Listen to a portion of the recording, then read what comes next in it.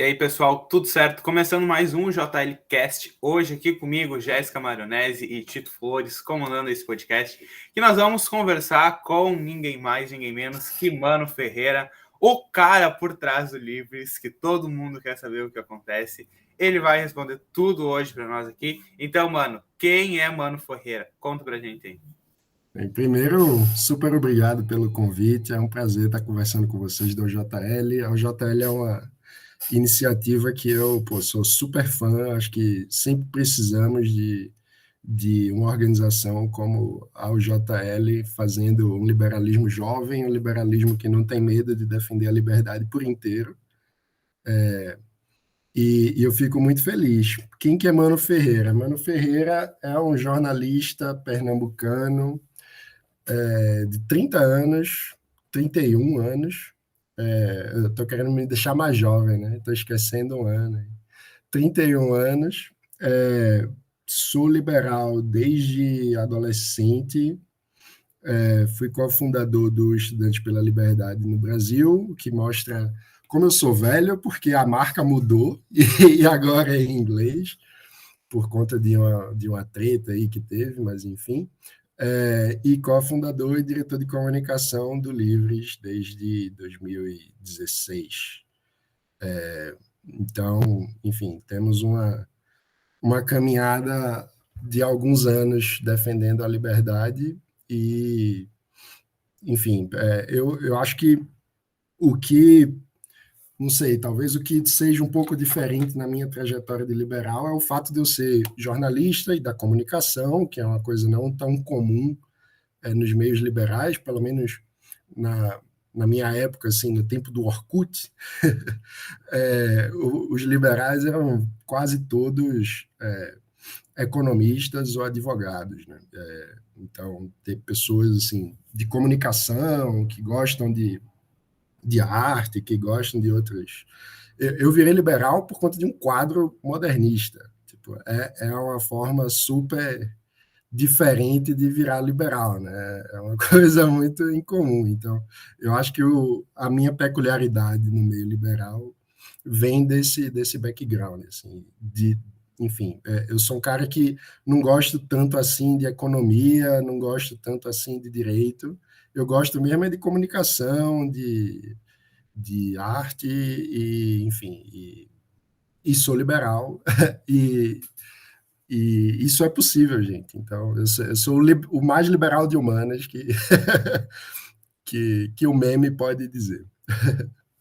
Eu acredito que não mudou muito, né? Porque o pessoal ainda, nos nossos meios liberais, eles são ou direito ou economia. Quando eu falo que eu sou veterinário, o pessoal meio que se assusta, tipo, veterinária, liberal, como se tu tivesse uma cartilha do liberal, do tipo, não pode ser tal curso, senão não é liberal o suficiente. Total. Pô, e tinha uma época que para ir num evento, o pessoal tinha que ir de gravata borboleta. Era uma coisa meio, porra, por que um liberal tem que vestir gravata borboleta?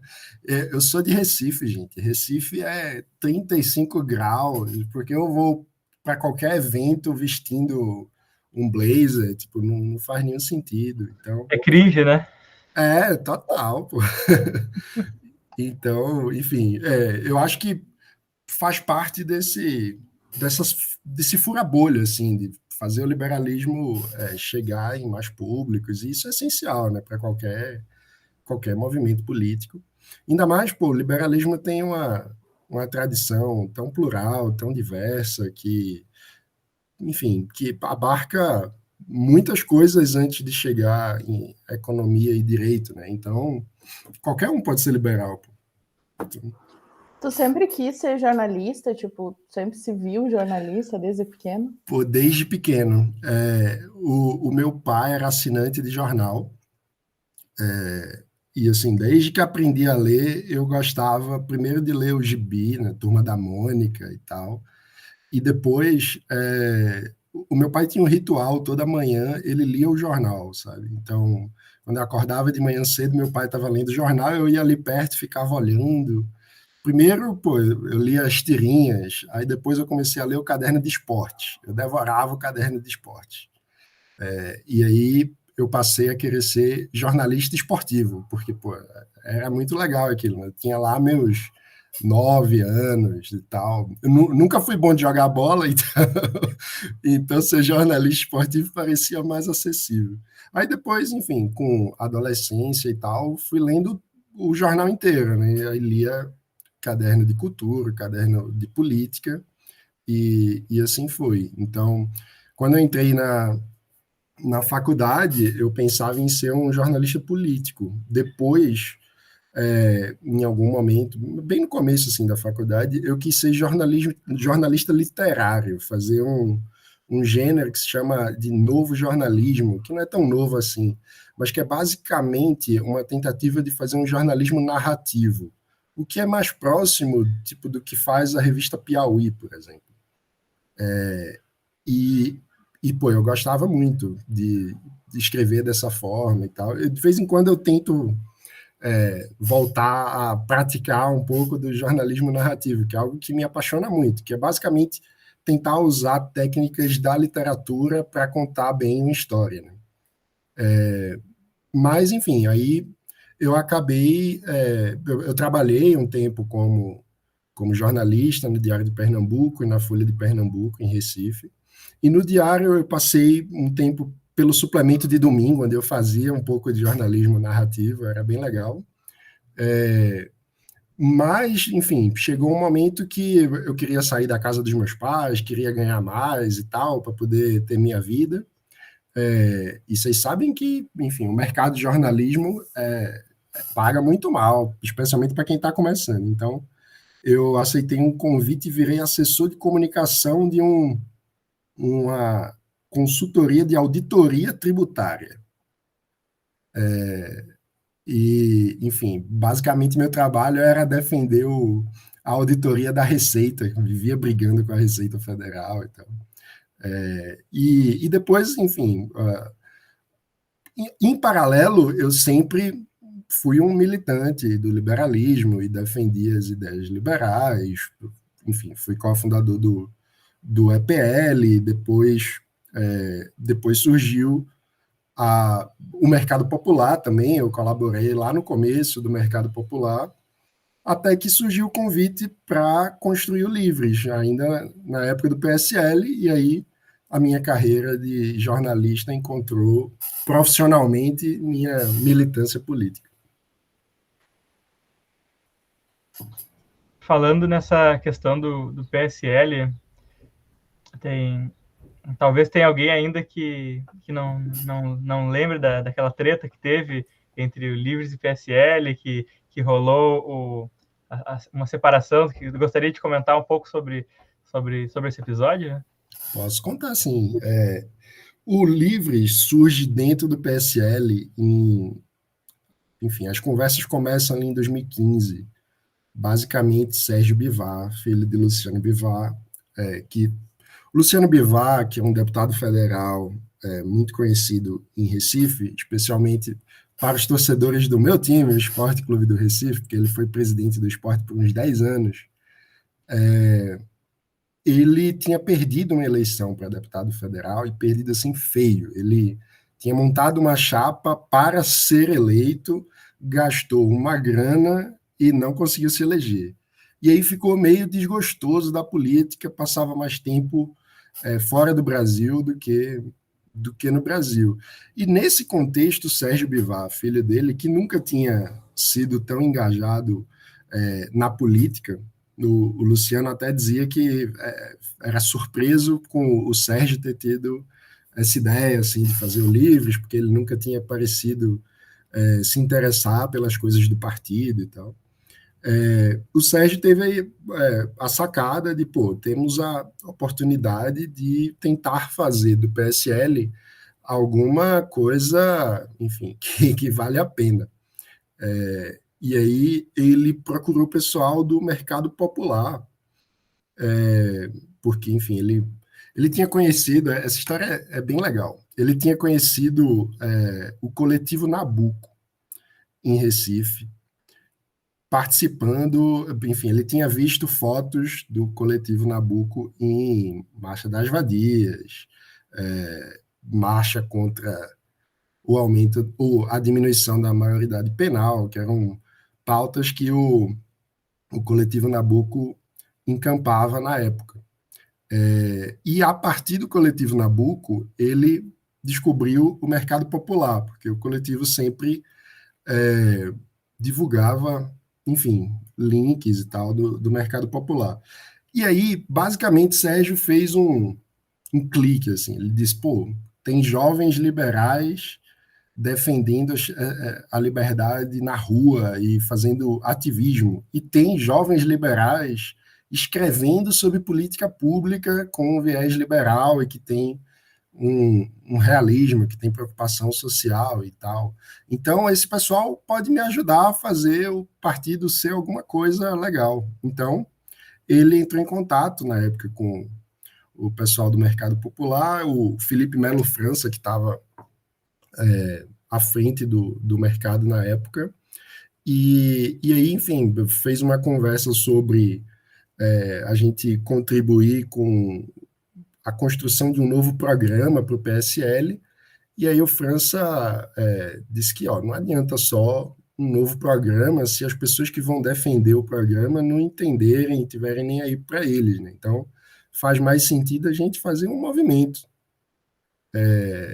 E foi assim que surgiu o Livres. Então, o Sérgio fez um acordo com o Luciano, pai dele, basicamente um acordo muito pragmático. Assim, a ideia era, quando o Livres mostrar que consegue ficar de pé, que consegue ter relevância política real, que consegue ter voto, eu vou passando o controle do partido para você, no caso, para Sérgio, filha dele, e aí você toca o partido. Quando surgiu a história da cláusula de barreira, e era tipo, o sarrafo era o estágio final do videogame, né? Tipo, pô, se vocês provarem que vocês vão passar a cláusula de barreira, aí eu entrego o comando nacional do partido para vocês, especialmente, enfim, para o filho dele, né, Sérgio Bivar.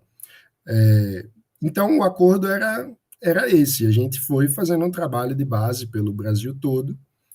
Tivemos núcleos... Mas a ideia inicial era ser um partido mesmo? A ideia inicial era refundar o PSL e fazer uma mudança do partido para ele se chamar Livres. E aí era uma mudança bem ampla.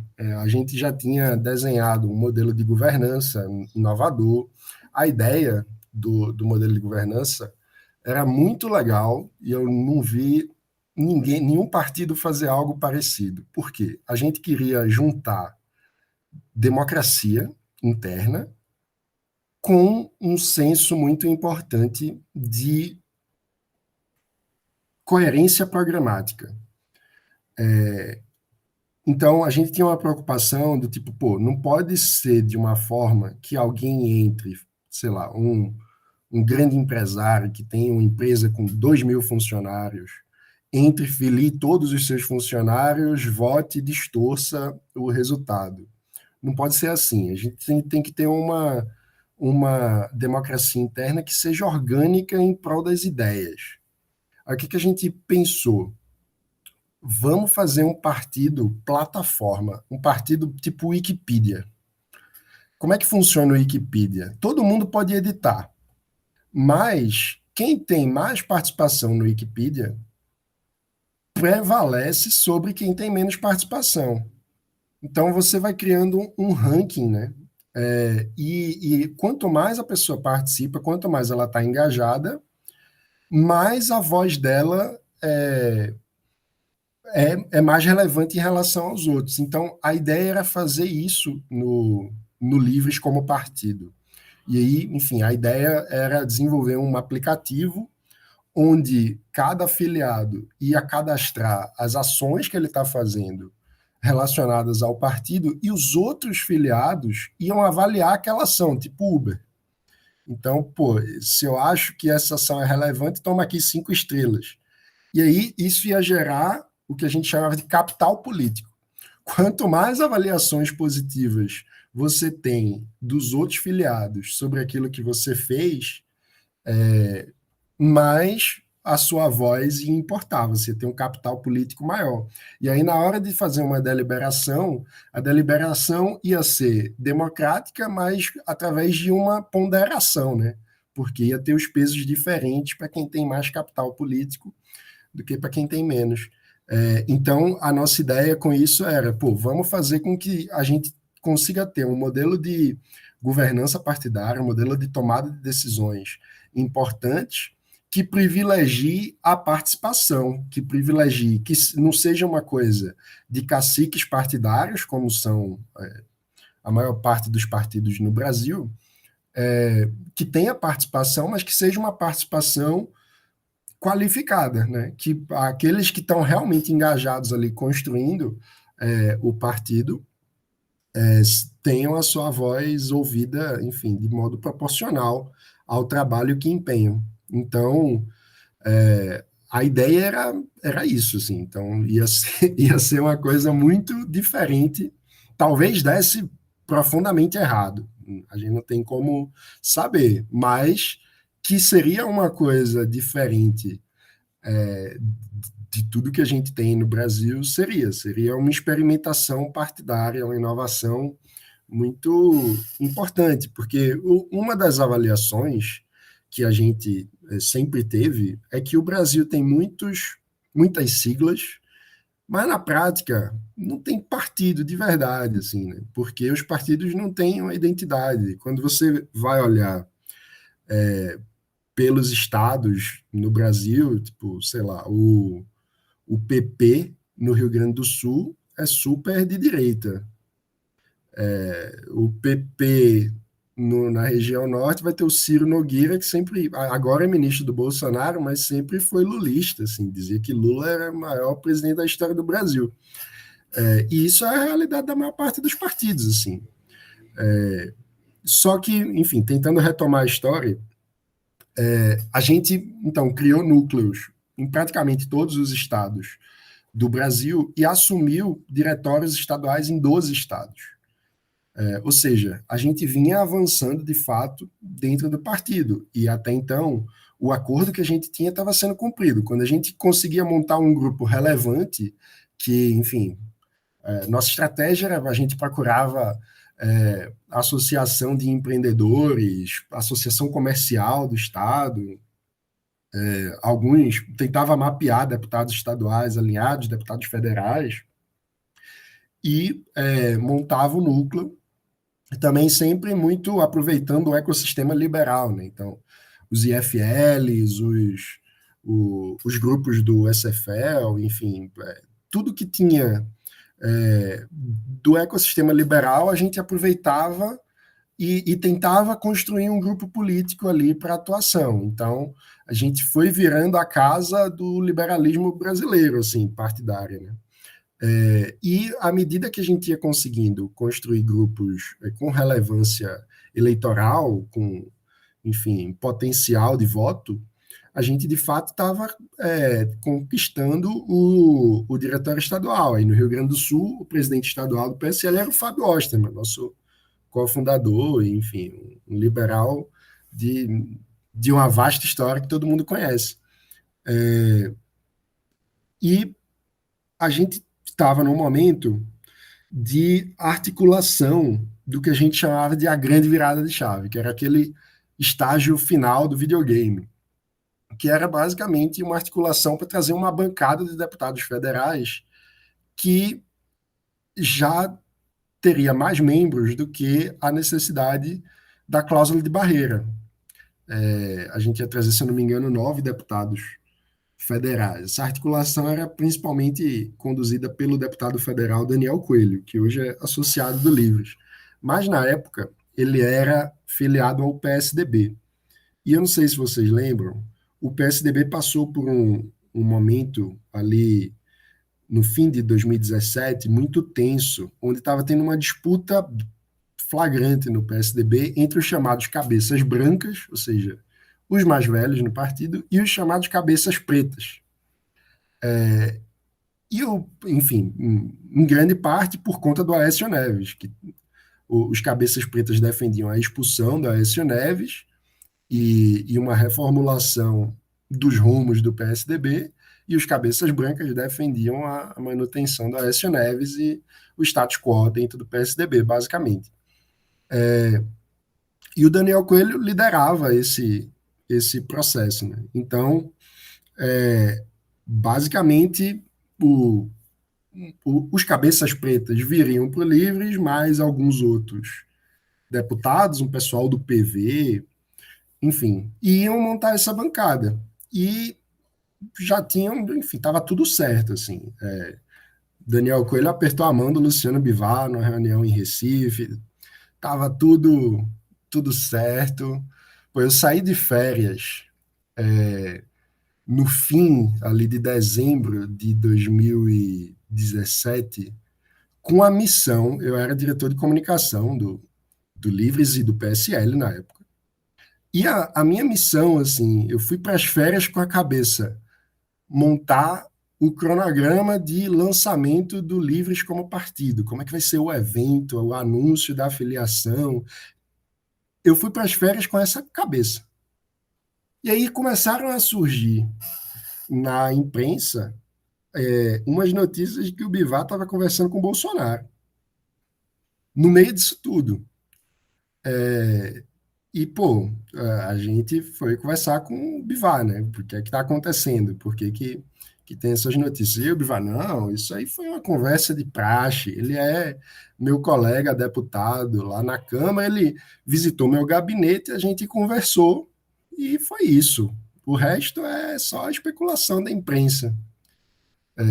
E aí surgiu. Então, a gente pode publicar uma nota desmentindo esses rumores, e aí eu escrevi a nota, a gente passou a nota, foi aprovada, eu apertei o enter naquela fatídica nota Bolsonaro não virá para o PSL, né? Que, enfim, virou um meme até hoje. E poucos dias depois, foi no dia 5 de janeiro, ou seja, estou falando de algo que aconteceu ali durante o Natal, a gente teve autorização, alinhou internamente, publicou aquela nota de que desmentindo tudo, tem o Ano Novo e 3 dias depois a coisa começa a virar verdade para a gente, né? Começa o Luciano diz para o Sérgio, olha, eu estou realmente conversando, aí o Sérgio começa a conversar com a gente, enfim, até que no dia 5 de janeiro de 2018, a coisa se concretiza. O Bivar fecha o acordo com o Bolsonaro e aí a gente, de imediato, toma a decisão de sair do partido, porque era algo completamente inconciliável com todo o nosso projeto, tanto do ponto de vista ideológico, porque, inclusive, ao longo de toda a nossa estada no PSL, nós sempre batemos no Bolsonaro. São inúmeros posts criticando o Bolsonaro. Inclusive, uma figurinha que a gente fez uma série de figurinhas batendo em 3 pessoas: Lula, Bolsonaro e Ciro Gomes. Cada um com os seus defeitos lá e tal. Era um cartoon. E isso eram figurinhas que rodavam, e, enfim, sempre foram nossas posições sobre essas 3 figuras. O Bolsonaro sempre representou o oposto das nossas ideias em qualquer âmbito, seja nos costumes, o que é muito evidente, mas também na economia. Bolsonaro sempre foi um estatista, votou contra todas as privatizações, votou contra o Plano Real, contra a lei de responsabilidade fiscal. Naquele contexto ali, tinha tido uma medida importante do ponto de vista da economia liberal, que era a questão do cadastro positivo, uma mudança microeconômica e tal, e o Bolsonaro votou contra também, ou seja, nunca votou a favor de uma medida sequer. E, pô, a gente acompanha a política, a gente sabia de tudo isso, então, completamente inconcebível. O cara que, pô, na hora de votar, o voto com mais audiência da história parlamentar dele, pelo impeachment da Dilma, o cara homenageou um torturador. Não tem nada mais antiliberal do que elogiar um torturador, agente do Estado, que está violando direitos humanos. É uma coisa assim completamente inconcebível. Então, para a gente nunca foi uma questão. E além de toda a questão ideológica, tem a questão de todo o projeto político. Pô, eu descrevi para vocês um modelo de governança que passava por um novo estatuto, que, tipo, o Livres é outra coisa, é completamente inconciliável com uma negociação entre dois caciques para definir uma candidatura à presidência. A gente tinha a nossa ideia sobre candidaturas presidenciais era realizar prévias nesse modelo de governança. Tipo, não tem nada a ver uma coisa com a outra. Então, foi muito automático para a gente. Então, no mesmo dia, por questão de poucas horas, teve o anúncio da afiliação de Bolsonaro ao PSL e o anúncio da saída do Livres, de tal modo que no estado de São Paulo a gente dividiu a manchete principal com a notícia da afiliação do Bolsonaro. Né? Foi Bolsonaro vai para o PSL e liberais deixam o partido. O que de fato aconteceu, não ficou nenhum liberal no PSL. Né? Enfim, e na minha visão, não tiveram, enfim, liberais apoiando a candidatura de Bolsonaro. O que tivemos foi um representante do que eu chamo, apoiado em, enfim, José Guilherme Melchior, em Benedito Croce, de liberista, um cara que só se preocupa com liberdade na economia, que não tem nenhuma visão de liberdade no sentido mais amplo, e que a gente está vendo que é o Paulo Guedes, e a gente está vendo aí que, na verdade, nem isso ele se preocupa. Né? Ele só se preocupa com o próprio ego, com o próprio... enfim, com a sensação de poder. Né? Convenhamos muito entre nós, o Paulo Guedes é, enfim, um cara que foi professor da PUC junto com todos os formuladores do Plano Real. Os formuladores do Plano Real fizeram o Plano Real, que é o programa econômico mais bem sucedido da história do Brasil. E Paulo Guedes não fez nada. Então, é muito mais aí uma questão de ego ferido, porque ele foi colega de departamento de um pessoal foda que fez uma transformação espetacular no Brasil e ele não fez nada. E aí ele quis ser ministro, ele quis dizer, eu fui ministro da Economia. É basicamente isso. E fez, enfim, jogou na lama o nome de liberal na economia no Brasil, né? Porque, enfim, ele está fazendo um desastre aí no Ministério. Então, nossa treta com o Bolsonaro vem daí. Eu acredito. Pode falar. Eu acredito que foi automático essa saída do Livres, mas eu me pergunto, assim, porque a gente sabe como é difícil tu montar um projeto, tu conseguir se estruturar, tipo, a gente vê isso o JL mesmo, né? A gente tem um ano de caminhada e o começo, o pessoal vê agora que tá dando certo, mas o começo não é tão bonito assim, né? Se vê. Qual foi o primeiro medo que o Livres teve? Porque eu acredito que quando vocês saíram, é questão de princípio, vou sair. Mas vocês não ficaram com medo de acabar com todo o projeto do Livres não vingar, de não dar certo fora de uma estrutura que já tinha, né? Que era uma estrutura do partido. Claro, medo todo mundo teve, né? Mas é o tipo de coisa que... e aí é uma coisa muito curiosa, porque quando você está tão investido num projeto, como, enfim, é o meu caso, eu sou um dos fundadores do Livres, meu salário era pago pelo PSL. Quando a gente decide sair no dia 5 de janeiro, a gente sai de um fundo partidário consolidado ali, que, enfim, eu recebia meu salário, para o nada. A gente não fazia a menor ideia. Então, a decisão de sair do PSL é também um pedido de demissão. E para fazer o quê? Não faço a menor ideia. A gente não sabia o que ia fazer. Então, e não é só o meu caso. Né? Todo mundo que estava trabalhando ali full time para fazer o Livres acontecer ficou sem emprego, sem salário. E a gente não teve a menor dúvida de que tinha que fazer isso, porque era completamente incompatível com os nossos valores. E a gente fez. Mas aí, voltando ao ponto, quando você está tão investido num projeto, é aquela coisa do ou você investe mais ainda para fazer o projeto acontecer, ou todo o seu investimento vai ser nulo. Então, era um pouco essa a decisão. Então, eu decidi, eu vou continuar trabalhando nisso sem ter salário.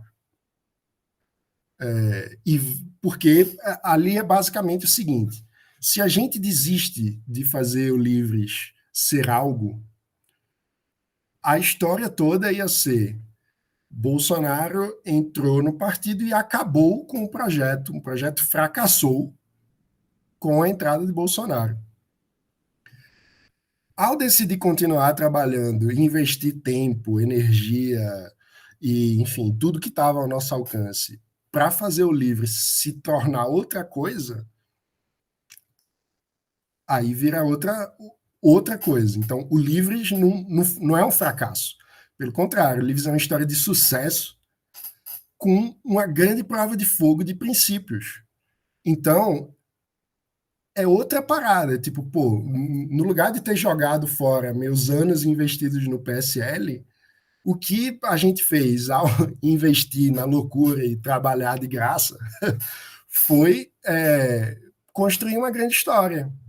Aí agora a gente tem uma organização sólida que sabe exatamente o que quer, que é um movimento político suprapartidário, formulado como uma associação civil sem fins lucrativos, que tem 4.500 associados por todo o Brasil, que, enfim, tem diversos associados, que tem um conselho acadêmico foda, que formula políticas públicas, ajuda a construir lideranças e faz ativismo. Nós temos uma organização liberal por inteiro que faz uma contribuição com a política. Nós temos e isso eu acho que é uma coisa muito importante para as ideias liberais no Brasil. Por quê? Porque, ao longo dos anos, nós nunca tivemos instituições, de fato, comprometidas com as ideias liberais, tendo atuação constante, especialmente no âmbito da política. A gente teve, ao longo de décadas, na política, um partido como o PFL, que tinha liberal no nome, ponto, só no nome. A gente tem o PL do Valdemar Costa Neto, que, pelo amor de Deus, né, que desserviço fazem para o nome do liberalismo na política. É o partido do mensalão, é o partido...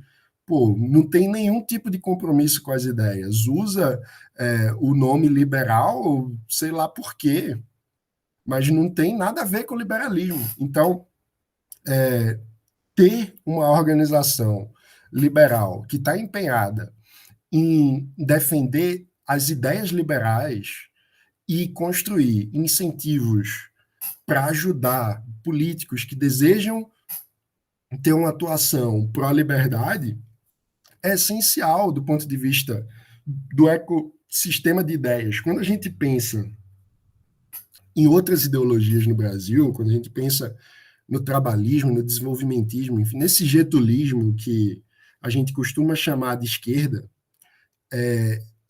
é um gigantesco ecossistema de ideias. Os caras têm sindicatos, os caras têm associações mil, ONGs pra caramba, que estão todos envolvidos no ecossistema de ideias.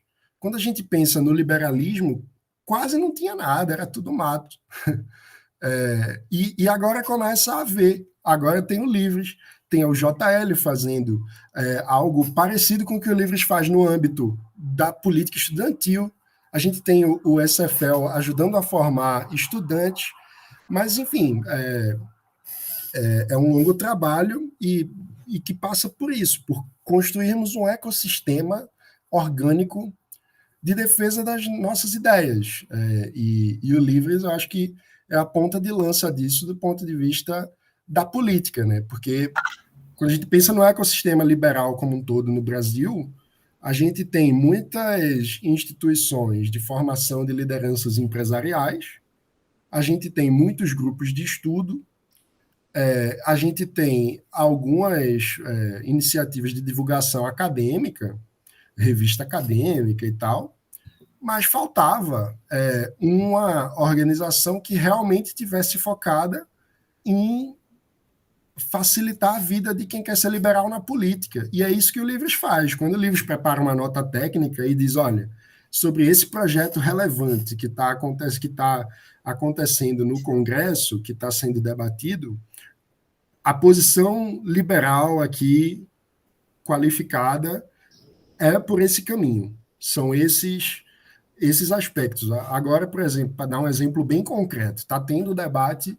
sobre o Auxílio Brasil, que é um programa muito mal feito do governo Bolsonaro para substituir o Bolsa Família.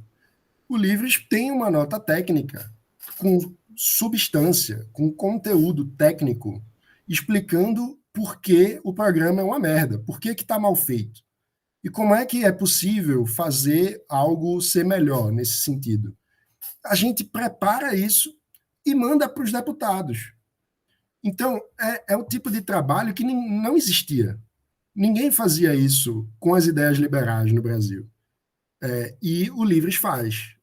Então, enfim, isso é apenas um dos nossos braços, né? Sem falar na questão de, você quer ser candidato, o Livres te ajuda. Tem aqui a experiência de outros liberais que foram candidatos, conseguiram se eleger. A gente organizou isso e tem um curso para você que quer ser candidato.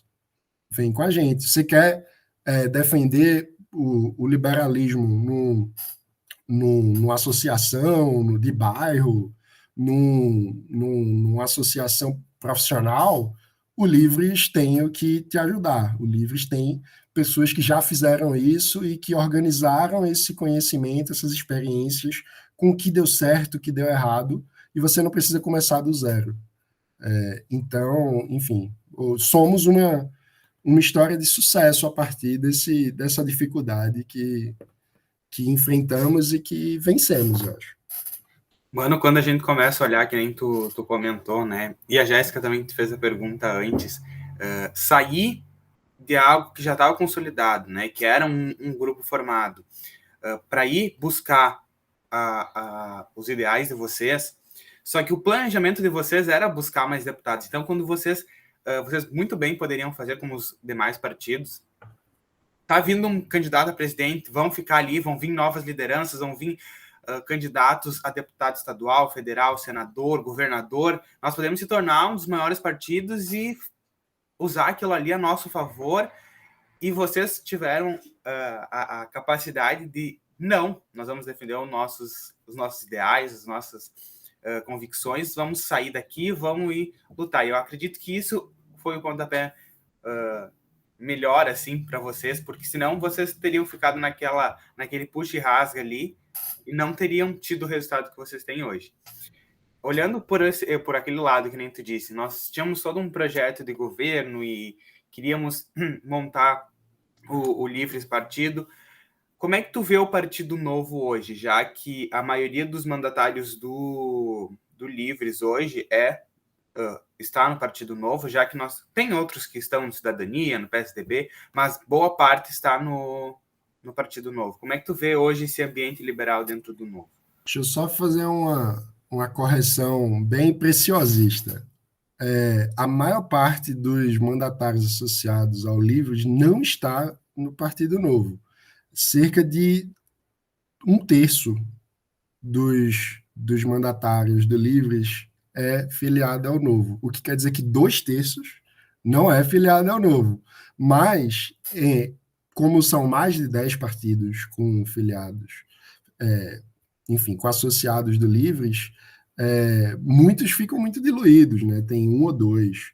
E aí, só para ser preciso, o Novo é o partido com mais associados do Livres, entre os partidos. Mas é diferente de dizer que a maioria dos mandatários do Livres está no Novo, que aí não é verdade. Eu acho que é importante contextualizar isso, porque mostra a amplitude, enfim, a abrangência do Livres. São mais de 10 partidos, e apesar do Novo ser muito relevante, é um parceiro fundamental das ideias liberais no Brasil, mas não é, enfim, está longe de ser a maioria o único lugar, né? Até porque a realidade do Novo, como a de todos os partidos, varia muito de acordo com o Estado. E isso é uma coisa muito importante de ser dita. Tem estados que o Novo é extremamente relevante. Pô. Em Minas Gerais, o Novo tem o governo do estado. E tem estados em que o Novo não é tão relevante assim. Não tem, enfim, em alguns estados o Novo sequer lançou candidatos, né? E eu acho importante, quando a gente fala sobre isso, tentar ter uma visão de Brasil e não apenas uma visão enfim, a gente não pode pegar a realidade de um estado e fazer uma generalização como se fosse a realidade do Brasil todo. O Brasil é muito amplo e eu falo isso porque eu acho que é importante do ponto de vista da expansão do movimento liberal, porque às vezes a gente tem dificuldade de crescer em alguns estados porque a gente ignora esses estados, né? Enfim, eu acho que é muito importante dar essa ênfase. As realidades estaduais são muito diferentes, o contexto do Novo em alguns estados é muito diferente de outros. É um partido complexo, como a maior parte dos partidos brasileiros, mas eu acho que é muito importante como parceiro do Livres. A gente sabe que o Novo tem questão fechada em algumas pautas e não tem outras. Existem alguns conservadores dentro do Novo. O Novo não é um partido liberal, ponto, né? O Novo é um partido pró-liberdade, mas tem na economia e tem outras questões internas e tal. Mas, enfim, eu não vivo o bastidor do Novo e acho que não tenho muita condição de dar um panorama dos bastidores do Novo ou algo do tipo. O que eu vejo é um partido parceiro das ideias liberais, especialmente na economia. E também o que eu vejo é o partido que mais tem, entre os partidos, o que mais tem associados do Livres é o Novo. Então, é um parceiro essencial. E eu acho que a candidatura agora do Luiz Felipe Dávila, a pré-candidatura à presidência da República, representa uma boa notícia para as ideias liberais. O Luiz Felipe Dávila é alguém que contribui com o debate público brasileiro através do CLP, o Centro de Liderança Pública, que ele é fundador, há muitos anos e faz um belíssimo trabalho. O CLP tem sido muito importante no debate sobre todas as reformas estruturais que o Brasil fez nos últimos anos e que deveria ter feito, né? O CLP é um parceiro muito grande do Livres também, desse ponto de vista de política pública e de debate técnico sobre como avançar com a política pública no Brasil. Então, é isso. Eu vejo o Novo como um parceiro muito importante, mas, como eu disse, que tem realidades muito diferentes a depender dos estados, e é isso. Mano, você comentou da questão do liberismo, citou o Melchior, e falasse sobre esse slogan clássico do Livres, que é a liberdade por inteiro. Eu acho que isso me lembra uma questão que eu acho fundamental que tu comente com a gente, para os espectadores também, que é o fato da falácia de que acusam os liberais de não terem sensibilidade social. Falam que liberais não se importam com pobres, que a privatização é só para defender o topo da pirâmide social. Então, eu queria que tu falasse um pouco sobre essa questão aqui da sensibilidade, da preocupação das ideias da liberdade, que elas não são somente para defender a burguesia opressora do mal, sei lá, e não que a burguesia seja toda opressora do mal, enfim, eu não estou querendo também demonizar um grupo. Não, pois eu acho essencial isso, né? Eu diria que o liberalismo é o compromisso com o amor à liberdade do outro. Ponto. aquele que defende apenas a própria liberdade está sendo simplesmente um animal, né? Tipo, qualquer animal defende o seu próprio interesse, né? Tipo, sei lá, um cachorro, se você der um osso para ele, ele vai defender aquele osso ali como propriedade dele, e se você vier pegar, ele vai lhe morder. Isso é instintivo, é muito básico, é importante, mas é instintivo. O que faz, de fato, alguém ser liberal, portanto, não é apenas esse instinto natural, esse instinto animal de defender os seus próprios interesses, defender a sua própria liberdade. É o reconhecimento de que a liberdade do outro é um grande valor. Quem formulou isso dessa forma, de uma forma que eu acho muito bonita, foi o filósofo espanhol José Ortega y Gasset. Ele dizia que o liberalismo é a suprema generosidade humana, né? Porque é justamente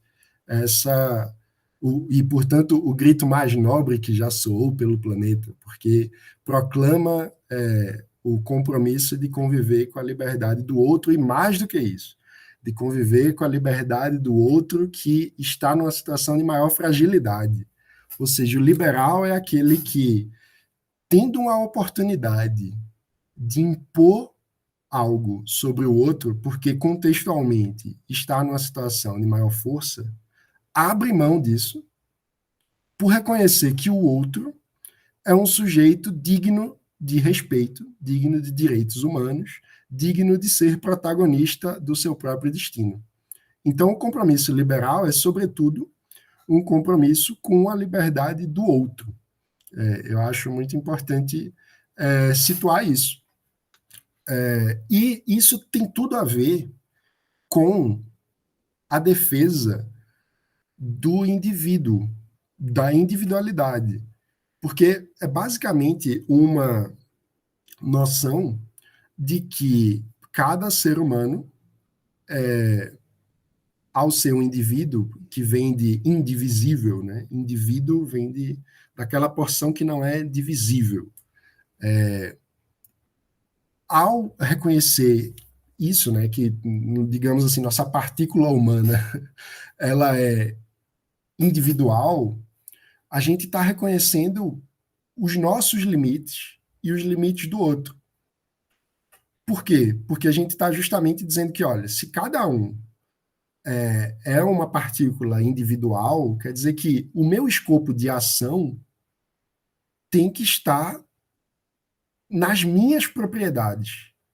Propriedade, lembrando da raiz da palavra, não apenas como uma matéria física que me pertence. Propriedade é aquilo que me é próprio como ser humano, né? Enfim, um elemento químico tem propriedades, um ser humano tem propriedades também, aquilo que nos é próprio como ser humano. E aquilo que nos é próprio como ser humano é nosso. E ao reconhecer isso, a gente está dizendo que aquilo que é próprio ao outro não é nosso, é próprio ao outro. Então, eu acho que essa adequada compreensão sobre o que significa indivíduo, individualidade, liberdade individual e liberalismo, que partilha, né, parte como premissa da ideia de que nós estamos vivendo em sociedade com o compromisso de termos, enfim, o nosso escopo de ação delimitado pelas nossas propriedades e, portanto, sem invadir a propriedade do outro, é fundamental para a gente pensar sobre essa questão da sensibilidade social, porque a gente está basicamente dizendo que a gente precisa reconhecer que o outro tem propriedades. Se a gente quer que o outro reconheça que nós temos propriedades, que ele não pode invadir o nosso espaço próprio, nós também precisamos reconhecer que o outro tem propriedades e que nós não podemos invadir o espaço próprio do outro. E, a partir dessa compreensão, que eu diria que é muito antes filosófica do que econômica ou qualquer coisa do tipo, eu acho que fica fácil entender que o liberalismo tem um compromisso em fazer com que cada um possa desfrutar adequadamente das suas propriedades humanas e desenvolvê-las. Então, ser livre tem a ver com poder fazer uso das suas propriedades e desenvolver. Todos nós nos tornamos mais humanos ao desenvolvermos as nossas propriedades. Tem a ver com o conceito do liberalismo clássico alemão de autodesenvolvimento, de autotelia, que os alemães chamavam de Bildung, né? Que é a ideia de que você, como indivíduo, vai exercitar as suas potencialidades e, dessa forma, caminhar para ser a melhor versão de si mesmo. Você vai se autocultivar, o que tem a ver com a noção de liberalismo cultural, no sentido de cultura que vem de cultivo, né? Portanto, você vai, enfim, como se fosse uma plantinha ali, você vai regar, vai cuidar, vai fazer com que aquilo floresça. Então, o florescimento individual tem a ver com tudo isso. E, portanto, voltando aí ao ponto original da sua pergunta, se nós estamos preocupados com o florescimento humano, a gente quer que todos possam florescer. E isso é muito importante, inclusive, do ponto de vista mais egoísta. Por quê? Porque quando o outro floresce, ele cria novas possibilidades. Em outras palavras, quando o Bill Gates floresceu as suas potencialidades e criou o computador pessoal, ele criou novas possibilidades de vida para todos os seres humanos. E quando a gente fala, portanto, em aproveitar, fazer com que cada ser humano possa desempenhar a melhor versão de si mesmo, possa ter o direito de florescer as suas propriedades, a gente está falando no que a Deidre McCloskey chama de o grande enriquecimento. Porque a multiplicidade, a criatividade humana é uma coisa infinita, né? Quando a gente está dizendo, então, de multiplicar os agentes de criação, porque é isso que a gente está falando, né? Quando a gente diz que a criatividade é infinita, de um indivíduo. Então, quando você multiplica isso por todos os indivíduos que existem, caramba, a capacidade de criação de riqueza, mas de riqueza humana, não apenas uma riqueza econômica. Eu estou falando aqui de todas as potencialidades humanas, a capacidade de invenção, de inovação, a capacidade de criação artística, a capacidade de possibilidades humanas fica muito multiplicada e passa por isso. Então, quando a gente fala em privatização, mais do que uma questão do privado ser melhor do que o estatal, a gente está falando sobre a criação de um mercado concorrencial, um mercado que tenha mais opções e não um monopólio. Justamente por conta disso, porque quanto mais opções você tem, mais rico vai ser aquele processo de desenvolvimento daquele mercado ou daquela área humana. Então, no fim das contas, a defesa da privatização é um grande elogio da diversidade humana, né? Porque é basicamente dizer que a gente precisa sair de um modelo de um monopólio, onde só existe uma forma única de desempenhar uma atividade, para fazer florescer um mercado concorrencial, competitivo e diverso, onde existem múltiplas formas de tentar fazer aquela atividade acontecer. E dessa forma a gente vai conseguir melhorar como seres humanos.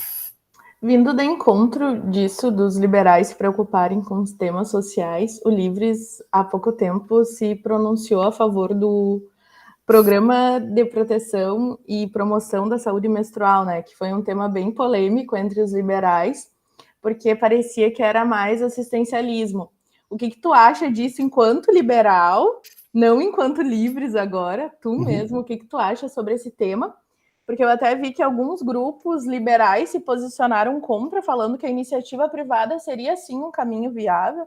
Até o próprio JL fez uma campanha, um projeto chamado Elas, que a gente buscava patrocinadores para doar absorvente para essas meninas, por mais que seja uma ação pontual, né, que não perdure muito tempo.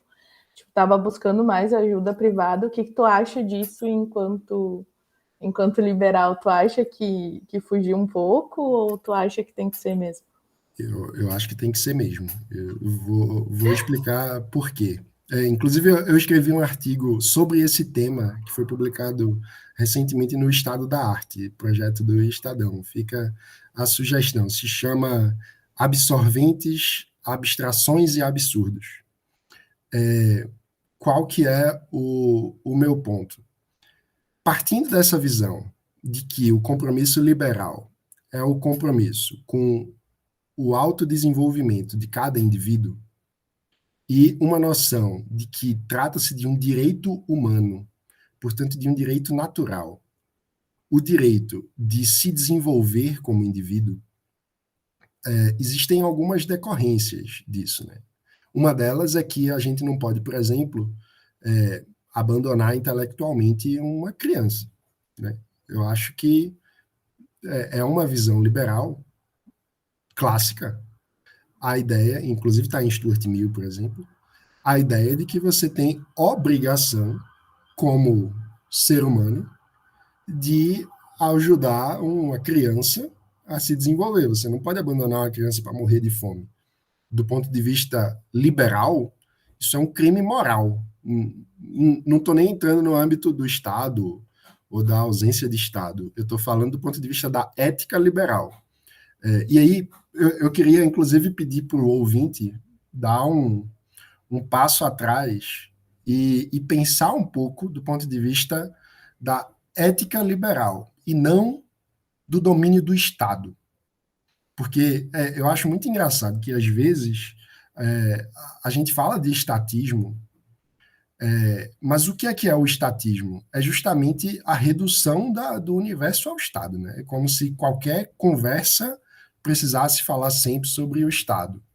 E não precisa, a gente pode refletir sobre, enfim, os caminhos da liberdade humana. Liberalismo é sobre liberdade, antes de tudo, e não sobre Estado. Então, enfim, vamos fazer essa reflexão. Será que uma criança abandonada tem a capacidade de desenvolver as suas propriedades humanas, o seu potencial humano, a sua liberdade? Eu acho óbvio que a resposta é não. Algumas pessoas vão concordar com Rothbard e dizer que você pode abandonar a criança e deixar ela morrer de fome. Ok, existe essa visão de mundo. Eu acho que ela não é coerente com a visão profundamente liberal de que cada um deve ser livre e deve desempenhar a sua riqueza humana, deve, enfim, cultivar as suas propriedades humanas. Tentando não alongar muito o argumento, se a gente está dizendo que a criança não pode ser abandonada, a gente está dizendo, por exemplo, que nós, como indivíduos, como sociedade, temos a obrigação de fornecer educação, não temos? Uma criança que está morrendo de fome consegue desfrutar da educação? Não consegue. Então, eu acho razoável a gente pensar que escolas públicas, sejam elas estatais ou privadas, que atendem ao grande público, que atendem a um público que inclui crianças de famílias que têm precariedade alimentar, forneçam merenda. Ok, esse ponto? Todo mundo acha que é razoável que uma escola forneça merenda para uma criança que está indo se educar e passa fome, e, enfim, se ela comer, ela vai ter mais condições de se desenvolver e de desfrutar da escola? Ok. Agora vamos pensar, a escola pública existe, seja ela estatal ou privada, e ela tem uma merenda. As crianças, eventualmente, precisam ir no banheiro, não precisam? Será que faz sentido a gente debater se a escola pública, seja ela estatal ou privada, deve ter papel higiênico? É razoável dizer, cada criança que leve o seu rolo de papel higiênico para a escola. Deve ser muito razoável isso, né? Todo mundo leva na sua bolsa lá, junto com o livro, você leva um papel higiênico. Faz sentido como sociedade uma discussão dessa? Eu acho que não faz nenhum. Então, basicamente é sobre isso que a gente está falando. Quando a gente fala que meninas de 10, 11 anos, que muitas vezes vêm de famílias com todas essas precariedades, que não têm como comer para ir para a escola e que a alimentação é a merenda da escola, quando a gente fala que essa menina começa a menstruar, um tema que por si só é complexo, que tem famílias que não sabem lidar com isso, seja por questões religiosas, às vezes, por tabu sobre falar de sexualidade, sobre, às vezes, até uma imaturidade humana de não aceitar o crescimento do seu próprio filho. Isso é uma coisa muito comum. Tipo, pô, meu bebê agora está crescendo. Tipo, quantas... Isso é a coisa mais humana que existe. Os pais que não sabem lidar com o crescimento dos seus filhos. E a gente está falando sobre tudo isso, sobre uma menina de 10, 11 anos que tem direito a desenvolver as suas potencialidades humanas, tendo negado o seu direito à educação pela ausência de uma condição básica de higiene menstrual. Será que é razoável? Tipo, por que o papel higiênico é ok você ter na escola e não é ok ter um absorvente? Qual é a diferença filosófica substancial entre oferecer absorvente para a menina de 10, 11 anos, que acabou de menstruar, que por algum fator da família não consegue ter acesso ao absorvente, e oferecer papel higiênico no banheiro da escola? Qual é a diferença filosófica substancial entre uma coisa e outra? Eu, sinceramente, com todo exercício de criatividade, tentar entrar na cabeça de quem pensa diferente para tentar entender o ponto, eu não vejo uma diferença substancial do ponto de vista filosófico entre uma coisa e outra. Então, o meu ponto é, se você não defende que o Estado, nesse contexto que nós vivemos hoje, real, onde nós temos escolas públicas, onde nós temos, inclusive, um sistema público de saúde universal, independente de qualquer delírio anarquista, no mundo real brasileiro hoje, existe o SUS. E o SUS é obrigado a dar conta de todas as doenças, ele é universal, certo? Então, qual que é a consequência da precariedade menstrual? Quando as meninas tentam usar miolo de pão, papelão, para conter o seu fluxo menstrual. A consequência disso são doenças que vão entrar no sistema de saúde, que vão ser muito mais caras de tratar, muito mais danosas, inclusive para a saúde da própria menina e para o desenvolvimento dela, do que fornecer absorvente.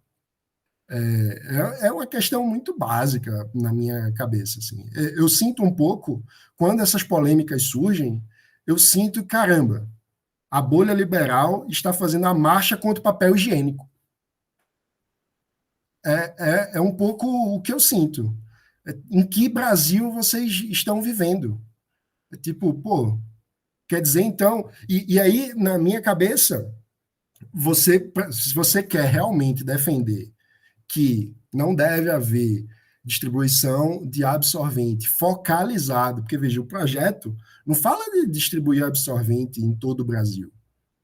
O projeto é focalizado, ele fala em distribuir absorventes em escolas para meninas de baixa renda, em presídios, onde a presa está presa. E aí eu volto ao outro ponto. O presídio não deve fornecer papel higiênico? Alguém está defendendo que os presos fiquem cagados? Eu acho que não. Então, qual é a diferença filosoficamente substancial entre o presídio fornecer papel higiênico e fornecer absorvente?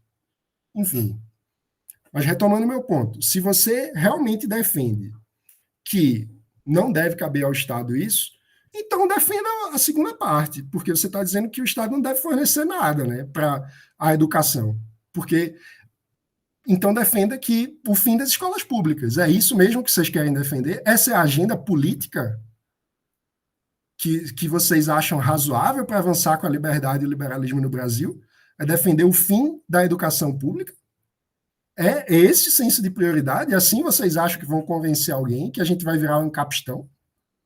Tipo, eu realmente não vejo nenhum sentido, assim, do ponto de vista... é porque a gente precisa juntar os nossos princípios filosóficos com a realidade concreta.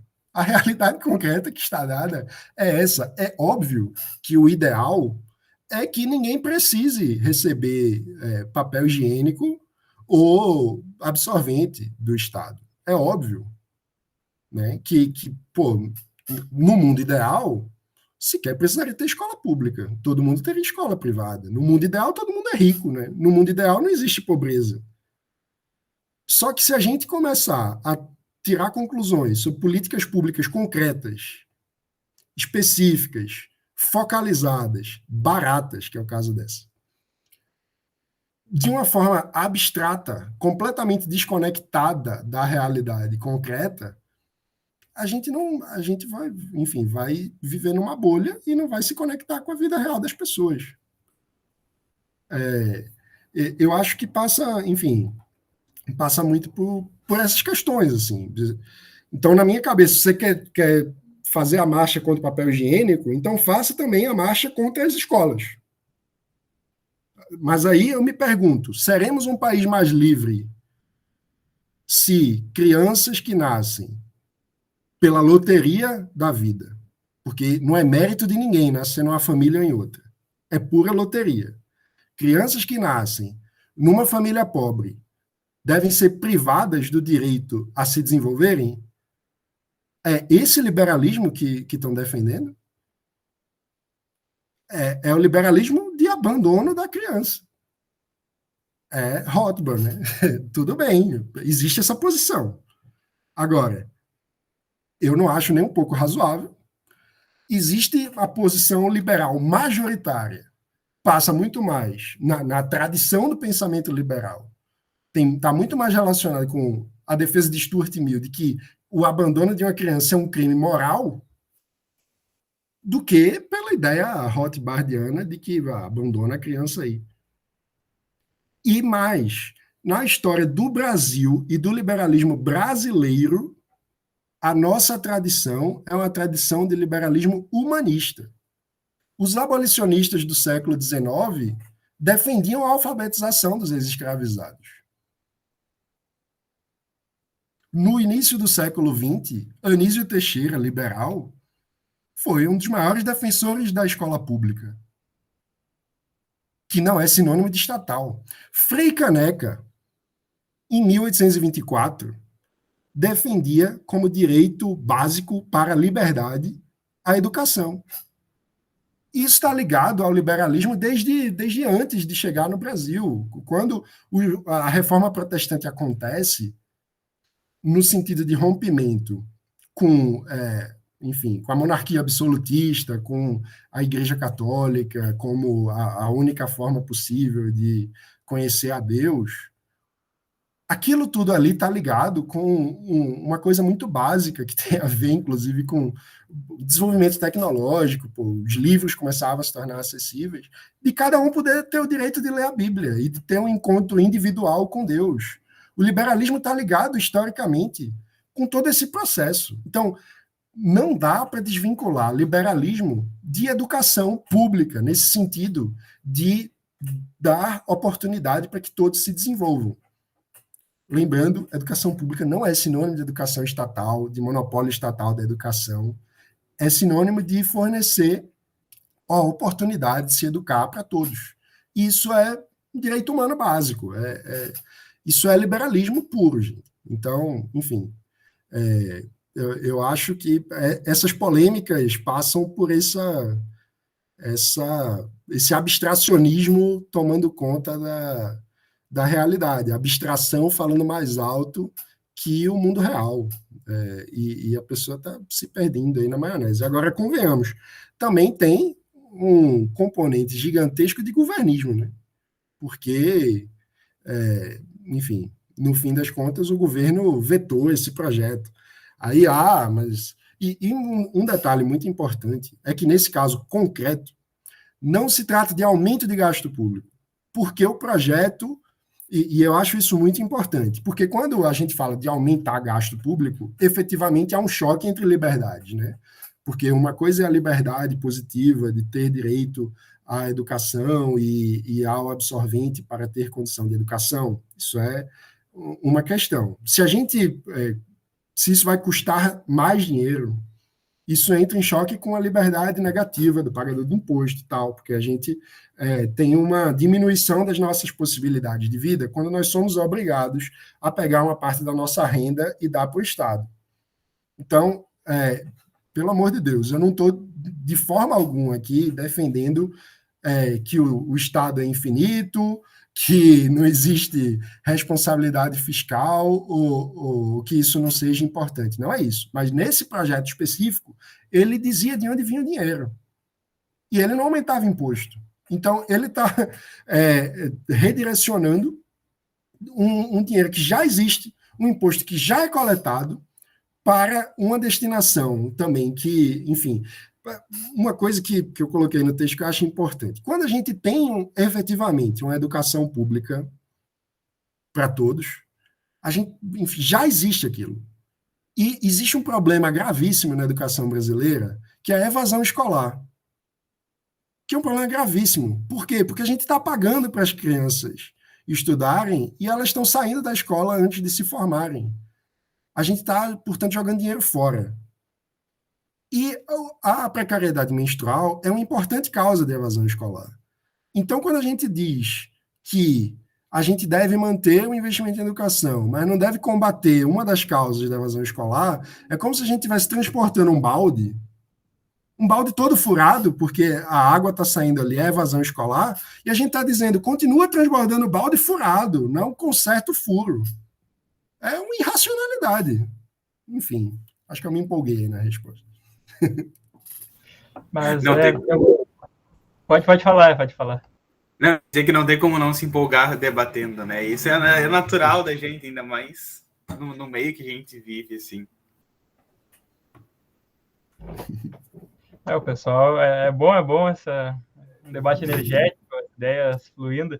Eu gostei, mano, que tu citaste o Stuart Mill, né, que é um utilitarista de regras, né, falando agora em filosofia moral, ele surge ali juntamente com o Jeremy Bentham. Jeremy Bentham defendia um utilitarismo puro e o Mill propôs um projeto que corrigisse os erros da ética utilitarista pura.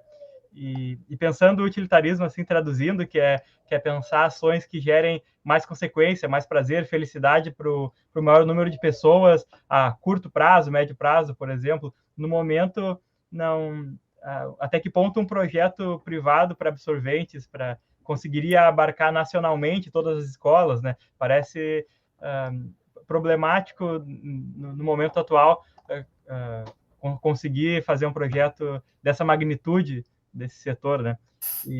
Exato. E aí só um comentário, é óbvio que todas essas iniciativas, também houve iniciativas nesse sentido em núcleos do Livres, acho que inclusive em parceria com o JL, com o Lola também, de distribuição de absorventes, são extremamente meritórias. É muito importante que a sociedade civil faça a sua parte. A gente não pode ficar querendo que o Estado faça tudo, isso é óbvio.